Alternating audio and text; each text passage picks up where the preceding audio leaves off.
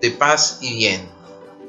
En este momento quiero compartir con ustedes sobre todo un caminar, un peregrinar, un itinerario sobre la teología pastoral bíblica y litúrgica delante de esta realidad, digamos, problemática del COVID, de esta pandemia.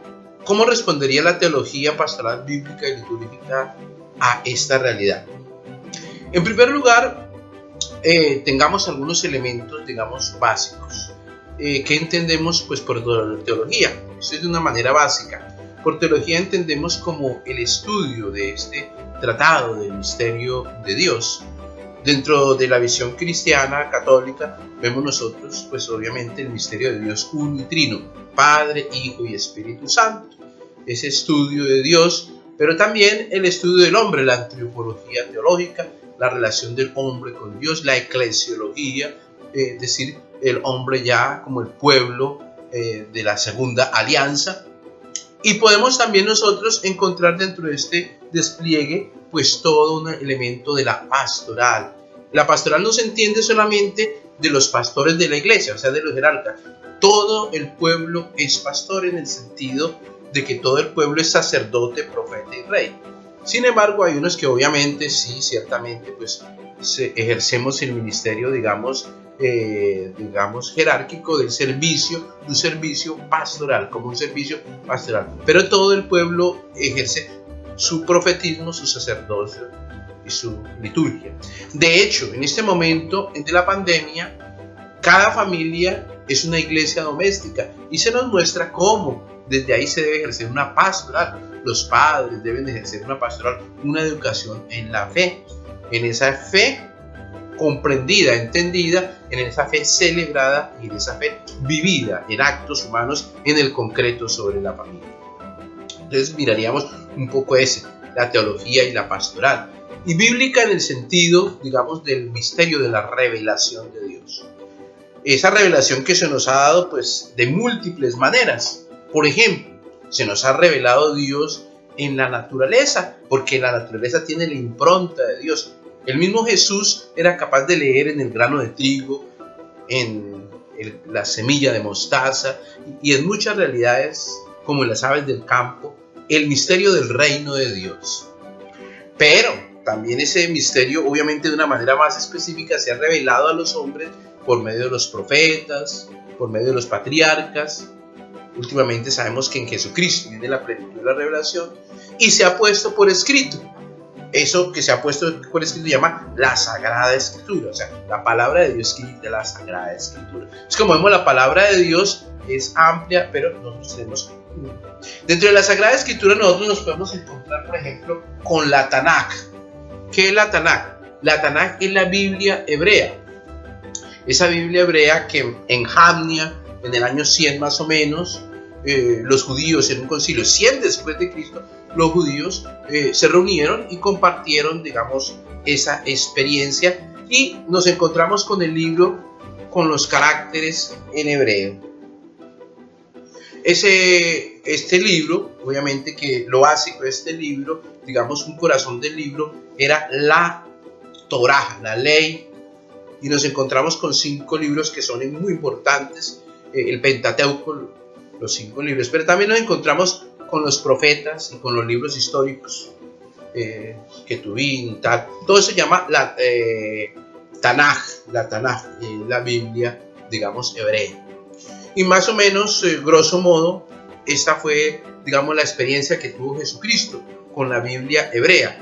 Obviamente que sin la reducción digamos, de todos los libros, puesto que Jesucristo vivió antes del 100 de Cristo, antes del 100, entonces él leía todos los textos en hebreo y también los que estaban escritos en griego del Antiguo Testamento. Pero ya en el 100 después de Cristo ya sacó claro que obviamente los primeros, digamos, elementos los encontramos nosotros en papiros y en rollos, etc.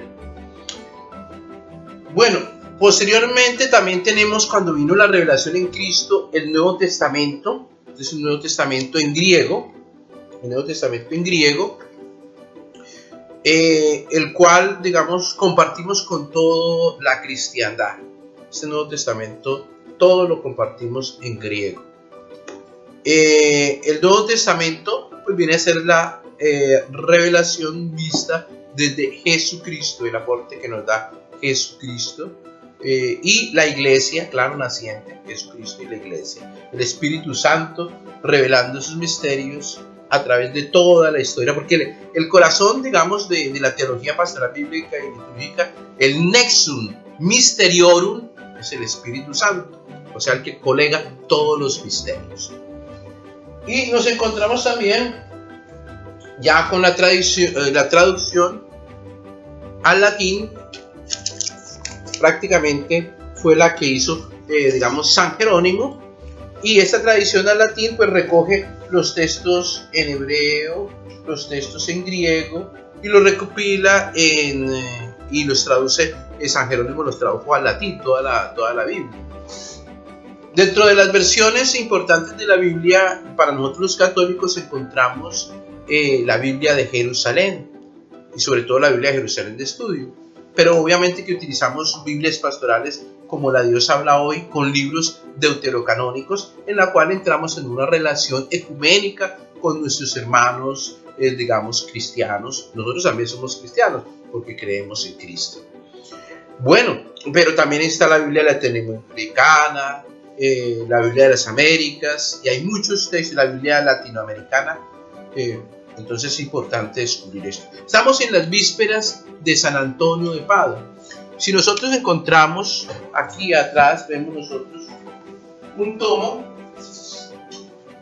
Este tomo es el tomo de los sermones de San Antonio de Padua. Lo llamaban arca del Antiguo y del Nuevo Testamento. Y es importante en este momento, en estas vísperas de San Antonio de Padua, comenzar precisamente esta presentación que quiero compartir con todos ustedes. También quisiera presentar de una manera muy general mi tesis doctoral sobre la pastoral parroquial franciscana, la formación de discípulos misioneros en la provincia de la Santa Fe de Colombia. ¿Cómo es importante la formación de discípulos misioneros? Y sobre todo, en este tiempo, formar pequeñas comunidades, porque la pandemia nos pide formar pequeñas comunidades, no solamente nos pide Aparecida, no solamente nos piden los diferentes métodos, digamos, aproximaciones de cada una de las diócesis, como es el PDR, el Plan E, digamos, el CIN, el PRODINE. Todos nos piden trabajar en pequeñas comunidades, pero ahora sí nos tocará trabajar realmente en pequeñas comunidades. Es una riqueza, y aprovechar la importancia precisamente de la familia. También debemos sumergirnos en qué, como Pablo viajó por diferentes lugares, se embarcó, nosotros también debemos embarcarnos en el lenguaje de las nuevas tecnologías. El lenguaje de las nuevas tecnologías es la TIC, donde podemos nosotros tener esas tecnologías de información y de comunicación, que es importante informarnos y comunicarnos dentro de este mar de las nuevas tecnologías, y entrar al ciberespacio, también evangelizar el ciberespacio. Bueno, y quisiera también presentarles aquí de una manera muy sencilla el Laudato Si de Papa Francisco. Quisiera compartir algunas de las cosas. Bueno, el caminar es muy largo. En otros momentos podremos nosotros seguir compartiendo, y sobre todo que este sea simplemente un abrebocas para caminar en la fe. Paz y bien. Teología pastoral, bíblica y litúrgica con un rasgo profético en este tiempo de crisis y de pandemia.